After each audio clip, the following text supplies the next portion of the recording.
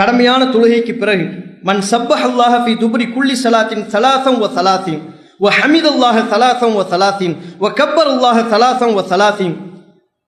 ஒரு நபர் தொழுகைக்கு பிறகு 33 தடவை சுப்ஹானல்லாஹ், 33 தடவை அல்ஹம்துலில்லாஹ், 33 தடவை அல்லாஹு அக்பர் என்று சொல்வாரேயானால் மொத்தம் 99.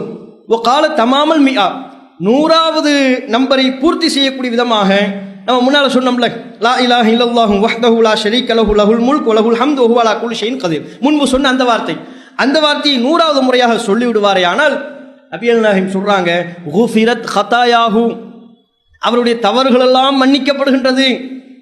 அவருடைய தவறுகளுக்கான அளவு என்ன?